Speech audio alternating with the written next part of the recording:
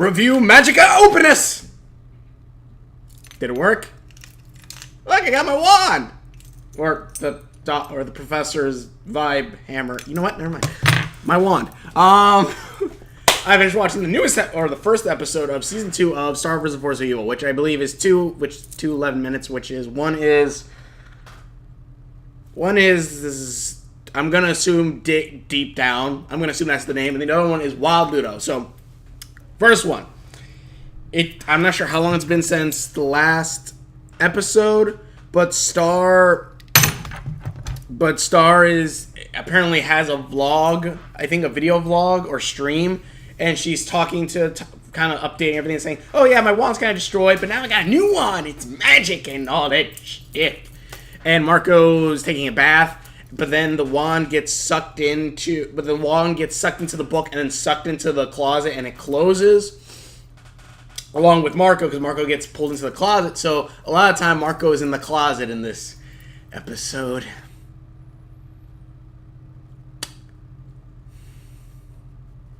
Marco's in the closet. Come on, if you didn't expect that joke to come out anytime soon, or if I'm not the first one to make it, come on, that is just perfect setup. And it's sad that they didn't go for that in this. Like, Marco's in the closet. Like, they dance around every way of not saying that was the exact phrase. He goes, Marco's stuck in my secret closet. Or something. Instead of saying Marco's in the closet, he goes, Marco's stuck in my secret closet or something like that. But anyways, basically the gist of this is, whatever Fudge's name is, 11 Fingers, he tells Star that she needs to use magic to open that door, but to do that she has to dig deep down.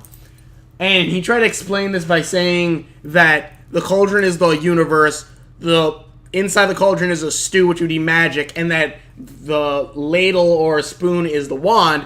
But Star goes, my wand's a wand, not a spoon. And he's like, I know, it's a metaphor. It's a metaphor. And Star's like, no, it's not a metaphor. It's a wand.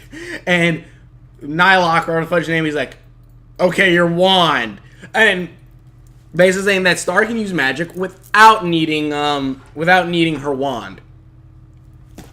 And while this is going on, Marco is trying to find his way out of this closet. He's trying to get out of the closet. He's trying to come out of the closet. Closet! He's trying to come out of the closet, and to do that, Nylock tells him, or Psylocke, whatever the fudge his name is, tells him that he has to find Star's secret. And by finding that is the only way that he'll be able to escape. And while this is all going on, Nylock goes into the book where the wand is, and it checks it out, and apparently the wand right now is cut between, quote unquote, I'm going to say, for lack of a better term, good magic and bad magic. To the point to where if you look at your reflection in the gem, the little crystal gem on the star gem, it'll be your face. But if you look at the other side, your eyes will be glowing green. You'll have a shadow. And he even opened it up, and inside that Hispanic unicorn apparently is evil, and his eyes are green and does a 360 head turn. Creepy. And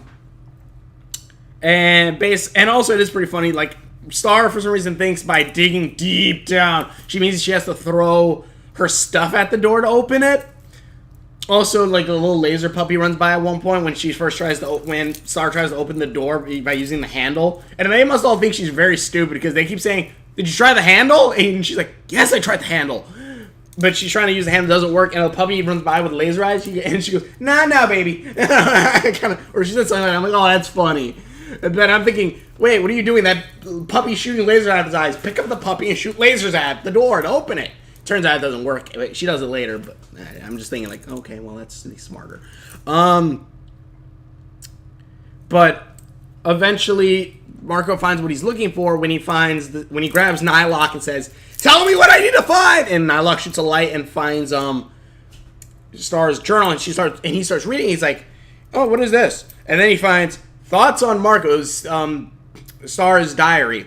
And Star's like, oh no! And then her eyes turn like glowing, and then she summons magic, and then she forms a key of love and opens the door. And Marco falls out, and I love what she does. She like, where is it? Let me get a book or something. This will work. She grabs a book and goes. She grabs the jar and goes, no, and slaps him in the face. I'm just like, holy crap. I'm like, that's funny, but what is it? That was just hysterical to me, at least. That was just funny. And then like that kind of ends there. Also, apparently, her mother only learned that ability when she was 19, and also like only learned that ability when she was 19. And Star, on the other hand, is apparently even a better or master or stronger at it than, because she's able to do it a lot sooner. Also, I'm actually wondering, because like you do kind of see a rebellion with Star, because like as soon as Nylock, or whatever the fuck his name is, says, "Oh well, your mom was able to use magic without a wand," and he's like, "Oh, then I can do this."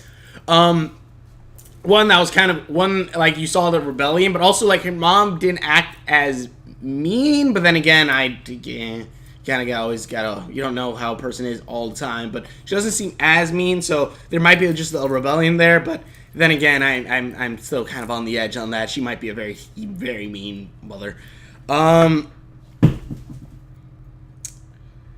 yeah, so that was a good episode, and then probably one of the better episodes also. I like both of these episodes, but Ludo in the Wild, where it continues right off of the last season, where it shows Ludo's castle. I'm like, whose castle is that?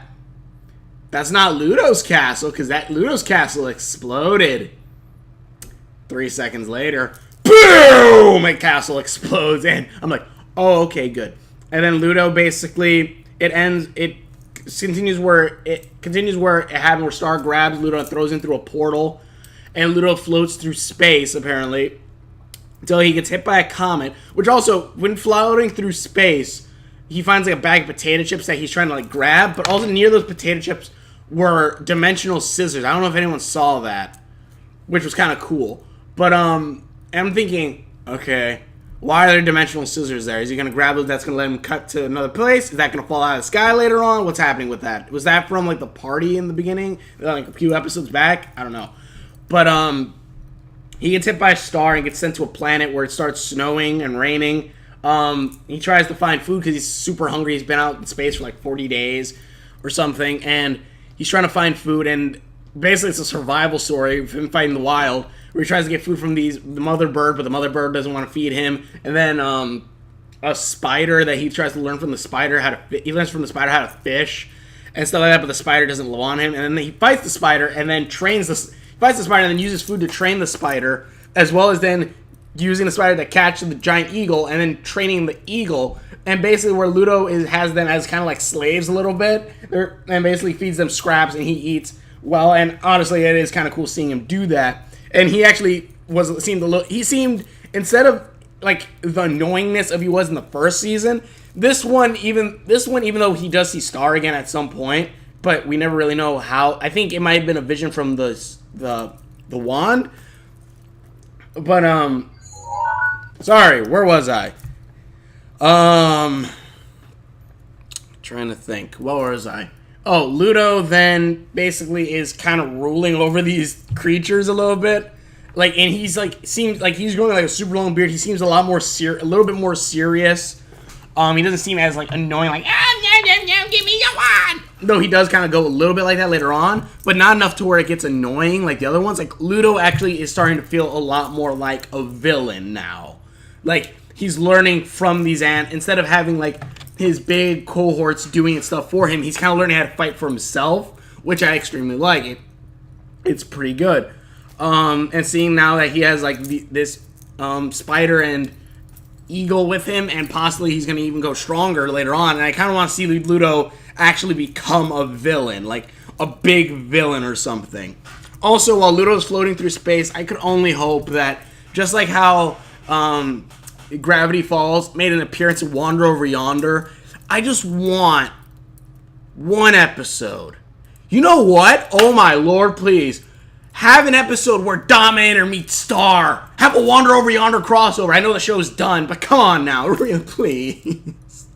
Please, Disney. I will use magic, mother fluffers. I will wish upon a freaking star. Star versus the forces of evil, that is. The evil of corporate. No. Oh, jeez. But, yeah. Pretty good episode. Oh, I know. Then, I forgot to mention. And then he sees Star at one point, and Star goes, "Oh, hi, Ludo."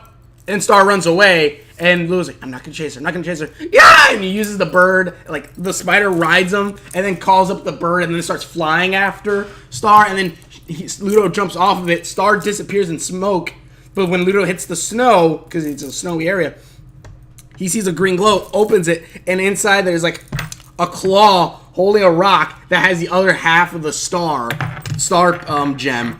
And every time I say gem, I'm thinking now Steven Universe crossover. And then Ludo goes, "Oh my god." And he looks up and sees Muni Cat. He's like, "I'm on Muni." And he now has all his own wand. And then it just ends. And like, oh, no. Then it says like 90 days, and then it goes day one. I don't know, maybe it's day one of Ludo taking over. I don't know. Ludo might actually be a villain, like an actual good villain now, which would be amazing.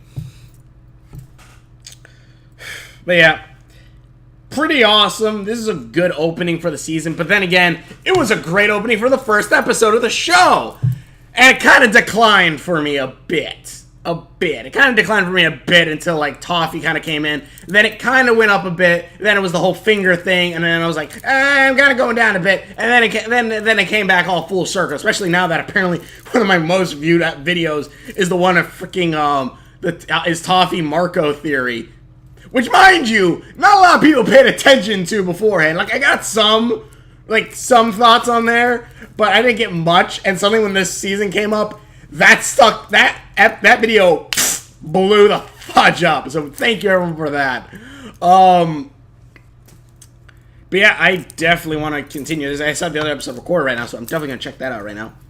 But either way, thank you everyone so much for watching. If you want to check out more videos that I've done, please click the description below. Check out all my videos. Hopefully you enjoyed this. Hopefully you'll enjoy my other reviews. I gotta remember when these episodes come up so that way I can look them up online. But yeah, either way. Thank you so much for watching. Please share all my videos and Endicus! Wait, no. It's more Star vs. Force of Evil. And review of Dolphins!